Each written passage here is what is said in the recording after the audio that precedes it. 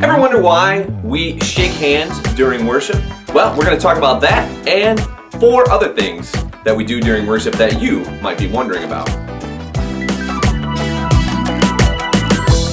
Hey everybody, Pastor Aaron here, and welcome to Catechism Videos. Some of the things we do during worship might seem strange, like some cultist ritual, but really they all come right out of the Bible. Why do we do all that shaking hands? What is that all about? The word for it is passing the peace. And it comes right out of Jesus' blessing to his disciples after he was raised from the dead. He greeted them by saying, "Peace be with you."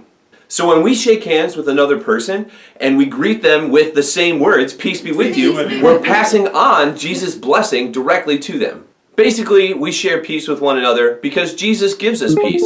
Number 2, we put money in the offering basket or plate or bowl or other such object. What's going on with that? Well, giving stuff to God and God's mission is what we do to say, "Thanks, God. We appreciate everything that you give us because, indeed, you give us everything. Breath, life, a body, friends, home, school, work, play, all of it. Existence comes from God.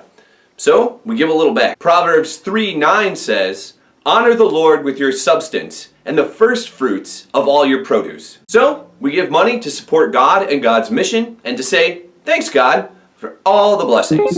And also with you. I grew up saying, "and also with you," all the time during church. And so even on Star Wars, when I hear, "May the Force be with you," I think Luke should say, "and also with you." God wants us to love our neighbors as ourselves. And so when someone gives you a blessing, the minister in church, for instance, you pass that blessing along, and also with you. Basically, when the congregation responds, "and also with you," it's like we're saying, "We're all in this together."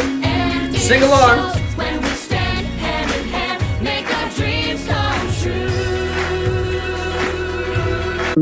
Number 4, singing, more singing, all the time with the singing. Why are we standing up and sitting down and singing? What's up with that? Singing brings us together as a congregation. It's one of the things that we really truly do together. And singing is so biblical. The whole book of Psalms is a songbook. It's a hymnal. There's 150 songs right there in the book of Psalms. Songs help us express things that saying just doesn't quite get there. I mean, it's fine to say that this light that God has given me, this divine love that has shone upon me, I will share with other people. Or we could sing it.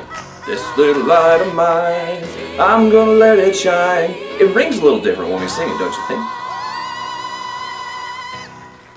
Number 5 on our list, receiving the benediction. What does that even mean, benediction? Literally, it means good word. It's the blessing that the minister says at the end of the worship service. This is actually one of my favorite things because of a priest named Aaron. And that's who I'm named after. My name is Aaron. The first priest, Aaron, he was instructed by God to bless the people and bless them in a very specific way, saying, "May the Lord bless you and keep you. May the Lord's face shine upon you and be gracious to you. May the Lord look upon you with favor and give you peace." And so now I, 1,000, 2,000, 3,000, 4,000 years later, get to bless the people of God with the same words that God instructed Aaron, the first priest, to use. And I think that's pretty cool. Specifically, the benediction reminds us that God's blessing, God's love, goes with us every day, every moment, out in this world, and that we can experience God's blessing all the time. So, there you have it. 5 common worship practices and why we do them. Put your questions in the comments section and I will respond to them there. You can find the link to the online response in the description to this video. Fill that out with a parent and I look forward to seeing you on Sunday.